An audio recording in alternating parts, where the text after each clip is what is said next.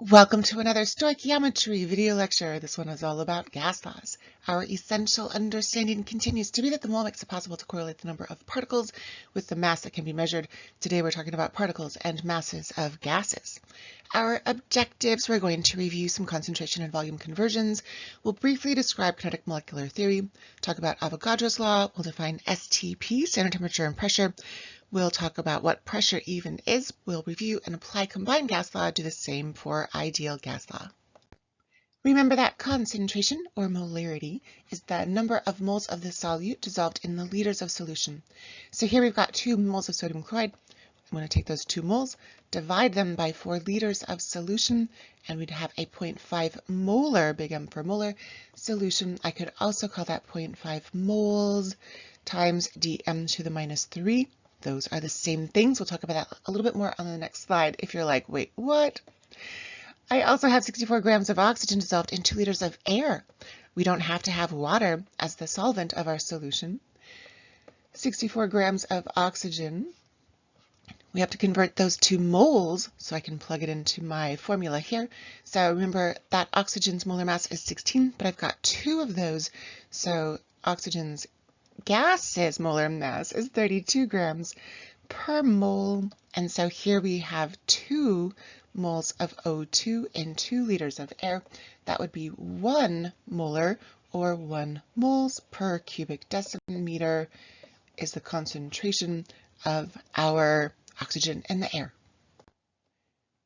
Remember that cubic decimeters are the same thing as liters, and cubic centimeters are the same things as milliliters. So when we're talking about molarity, we can have moles divided by liters, but liters are the same things as cubic decimeters, and this is how we can get moles times dm to the minus 3, because that negative exponent means that we're in the denominator. That's the same thing as a liter, so all of this is the same thing as big M molar.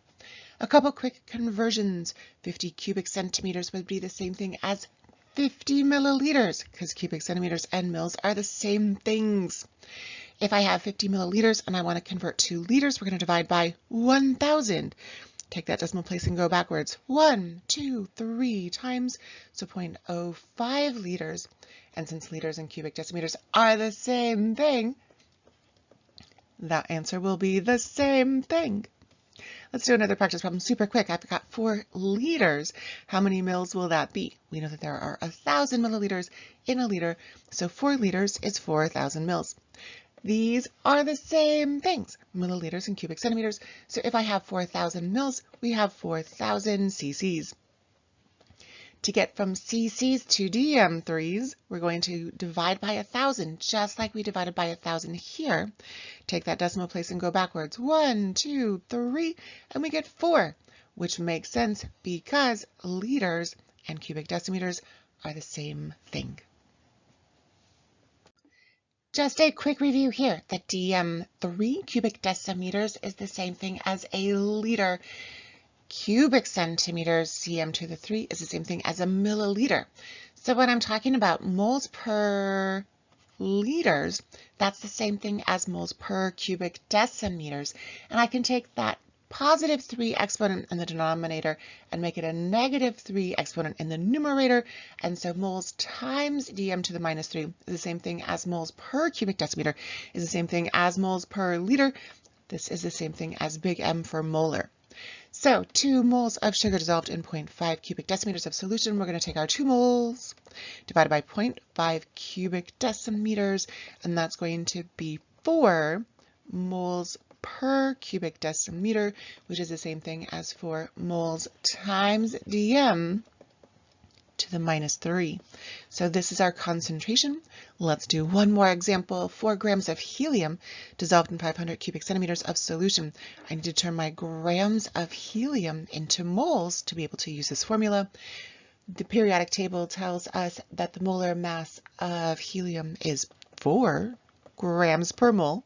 That works out pretty easily because 4 divided by 4 is 1. We've got 1 mole of helium.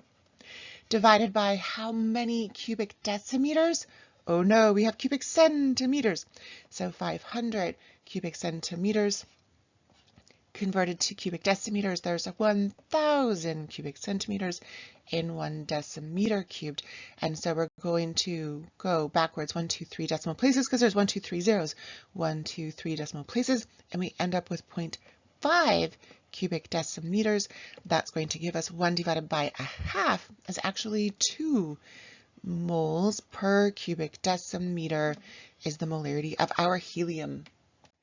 Here is the amazing Amedeo Avogadro, father of gas law chemistry. Kinetic theory of gases tells us how those gases move, allows us to predict their behavior, but most of the time we're going to think about gases as being ideal as opposed to real, because real gases have a lot of stuff going on that makes the math really hard. So our ideal gases are super small, separated by lots of empty space, which is pretty realistic. We also think that they are moving in straight lines, also pretty realistic.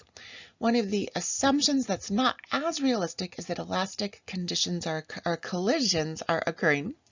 What that means is when I've got two gas particles and they run into each other, collide, that all the energy that they have going into that collision is conserved as they bounce off each other and move away. We are assuming that no heat is propagated, that that collision doesn't result in the transforming of any of their energy into heat energy. That is not always true.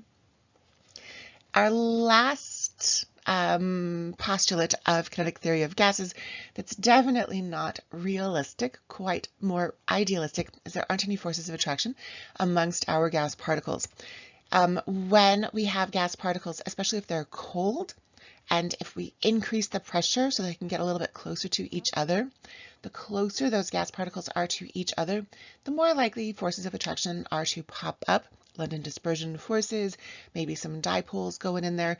And so then the gases will not behave idealistically.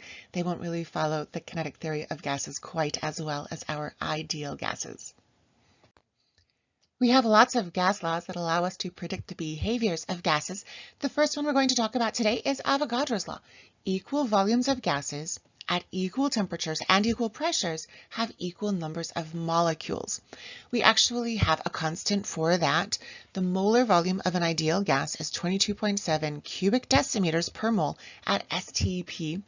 This might be sounding weird because we definitely learned in grade 10, 22.4 liters per mole, not 22.7. The reason is this.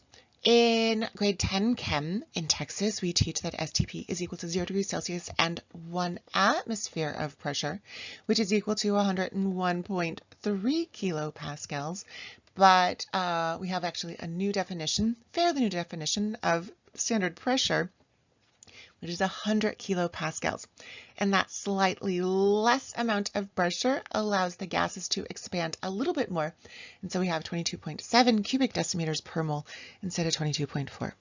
This is given to us in our data booklets.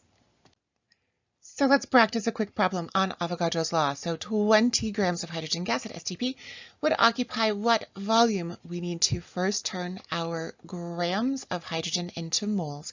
Remember that hydrogen is diatomic, and so our 1.01 on the periodic table is going to give us 2.02 grams per mole for hydrogen gas, H2. I now want to convert those moles of gas into liters or cubic decimeters of gas. And so we know that at STP, 1 mole of an ideal gas, and we'll pretend like hydrogen gas is pretty ideal to do this math, is equal to 22.7 cubic decimeters in volume. And so with our handy dandy calculator, we're going to do 20 divided by 2.02 to cancel out those grams. We're going to multiply by 22.7 to cancel out those moles. And our final answer is 4.7524, lots of decimal places, cubic decimeters. Let's do a sig fig check. I've got 3, we've got 3, we've got 3, we get to keep 3. 1, 2, 3, that's 7, turns that 4 into a 5. So our final answer, 225 cubic decimeters of hydrogen gas at STP. What even is pressure? Pressure is the amount of force, we call those newtons, over some area. that could be a meter squared.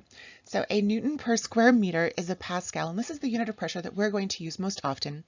When we look at our ideal gas constant in a couple of slides, you're going to see joule per cubic meter in the unit label. So I just wanted to talk about how these are the same things.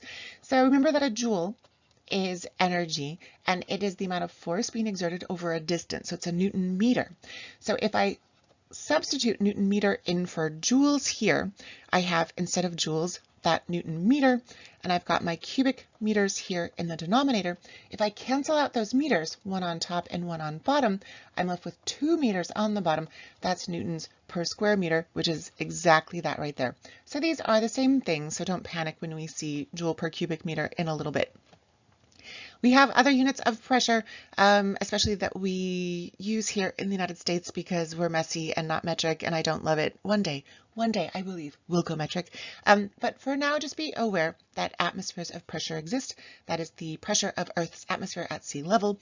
Millimeters of mercury, literally how many millimeters will the mercury rise up the barometer tube? Torr is the same thing as millimeters of mercury because the guy Torricelli invented the barometer that used millimeters of mercury.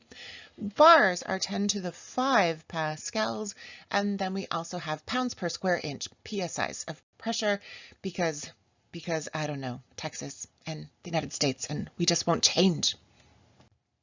And here are some of those amazing gas laws that we're going to use in class and out of class. So Boyle's law is all about the relationship between pressure and volume.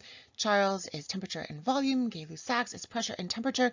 I didn't throw Avogadro in here. Avogadro is also super important gas law. It's all about moles and volume. And then the combined gas law kind of takes all of these guys together.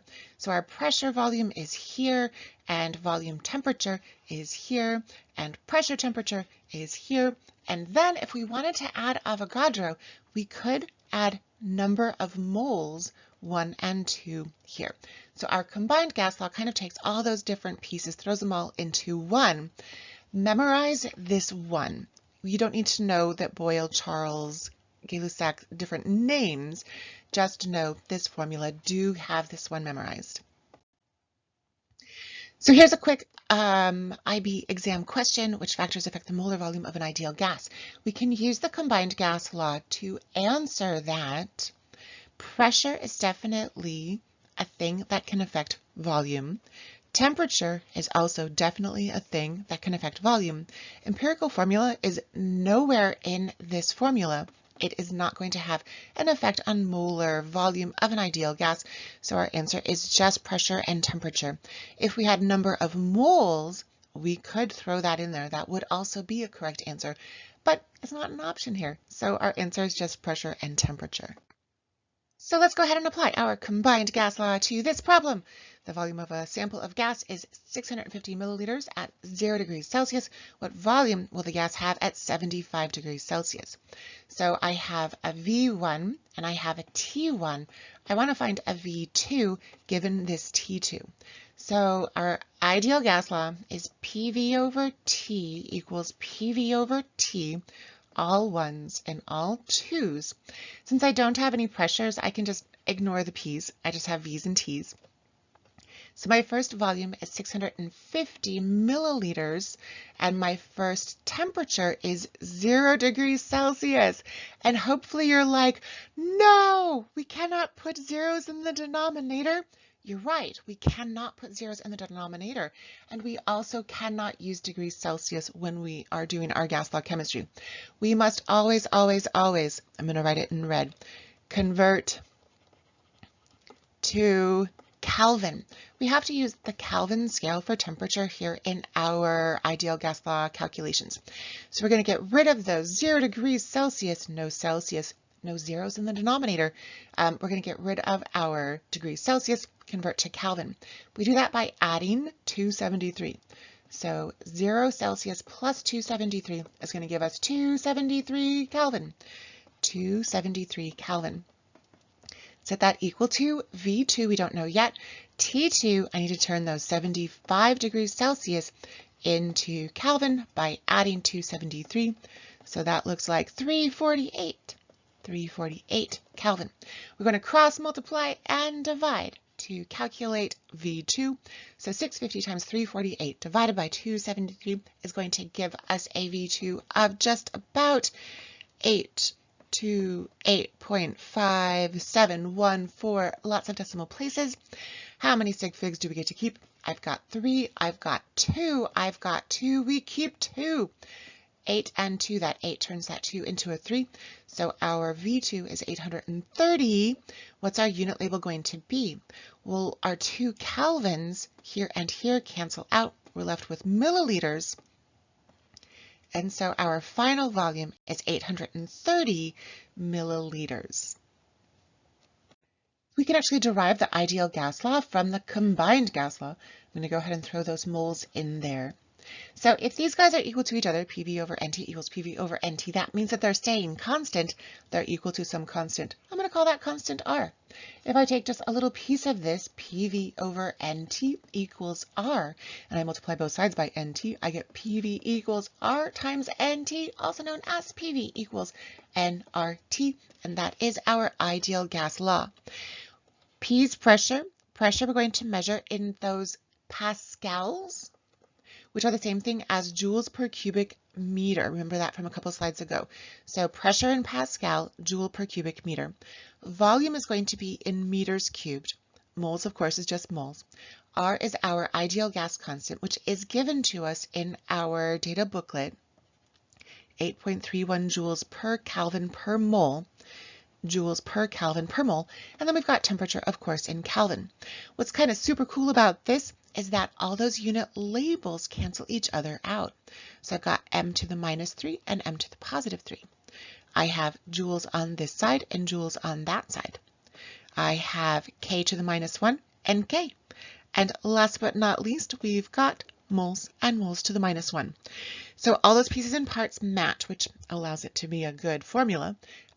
We don't have to memorize PV equals nRT. It is given to us in our data booklet, but I feel like we use it commonly enough. It's probably worth having memorized. Combined gas law, you definitely do have to have memorized. Good. Okay, let's go ahead and apply ideal gas law to a practice problem. So let's say that we've got an ideal gas at 590 cubic centimeters, that's a V, and 120 degrees Celsius, that's a T. 202 kPa, that's a P for pressure. What amount of gas in moles, that's N in our formula, is present? PV equals nRT. You might be thinking, but wait, those labels are all wrong. You're right, they are all wrong. Let's go ahead and fix that. So P needs to be in pascals, not kilopascals. So 202 kPa. There are 1,000 pascals in 1 kilopascal. So 202 times 1,000 is 202,000 pascals. There's a P. Our V needs to be in meters cubed, not centimeters cubed. So 590 cubic centimeters. There's 100 centimeters in 1 meter, but we have cubed, so I need 3 centimeters on the bottom and 3 meters on the top. If I cube 100, that's 1, 2, 3, 4, 5, 6 zeros. We're going to take our decimal place and go backwards 1, 2, 3, 4, 5, 6 because of those 6 zeros. And so we're going to get 0.000590 cubic meters. What's next? I need to change my temperature, T. I'm going to put it down here. T needs to be in Kelvin. 120 degrees Celsius plus 273 is going to give us 393 Kelvin. Finally, we can do some PV equals nRT. PV equals nRT. P is 202,000 pascals. V is 0.00059 meters cubed. I shouldn't have kept that 0. It is not significant. Is going to equal N, I don't know.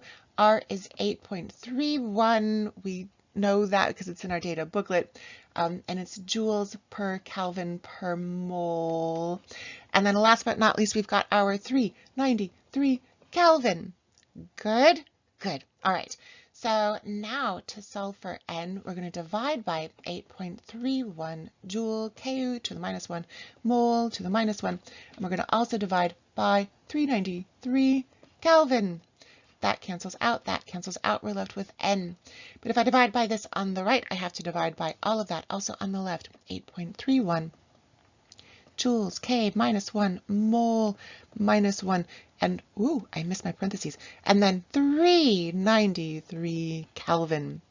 So remember that PA and M3, that's also kind of like a joule. And there's our K, and there's our K. And so I have moles in the denominator of the denominator, which makes it a numerator.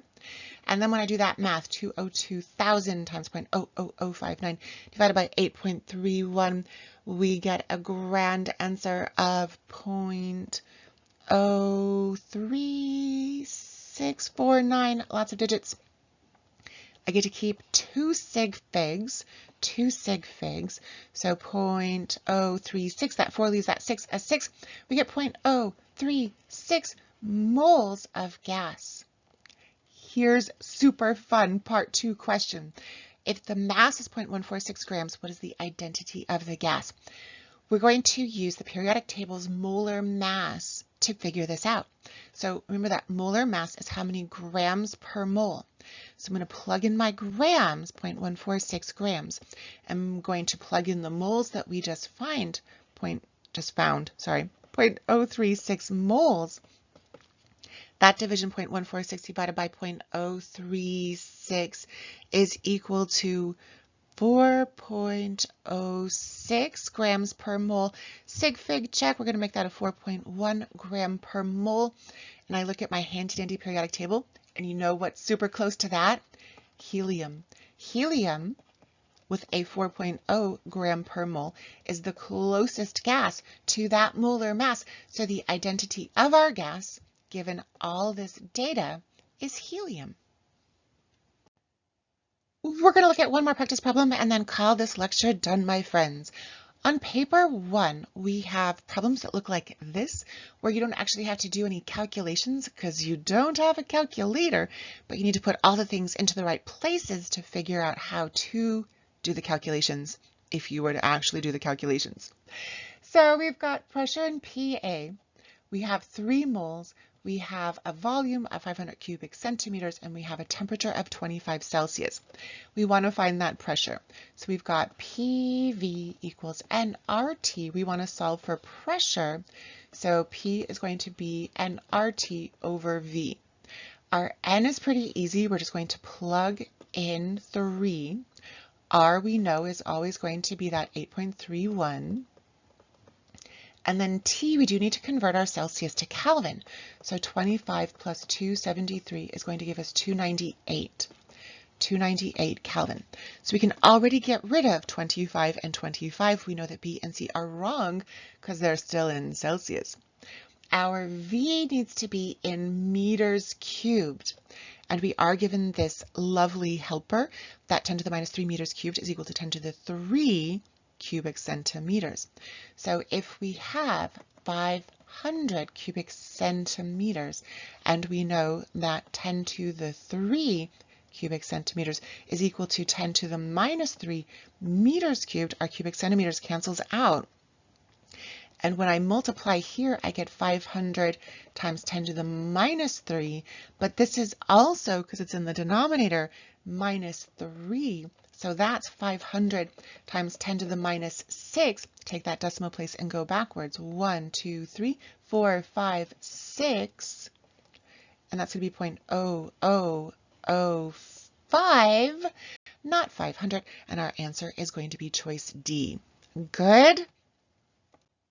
Good, because that is the end of today's video lecture on gas law chemistry.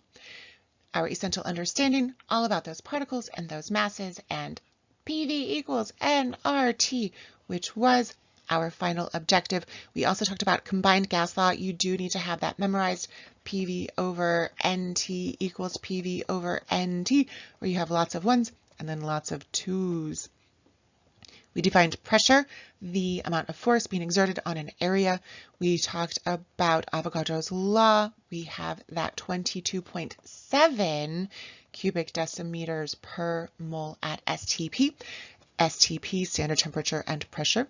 We talked about the kinetic molecular theory of gases, and that most of the time we talk about ideal gases because real gases do stuff, like stick to each other sometimes. And we reviewed concentration and volume conversions. Great work today, my friends.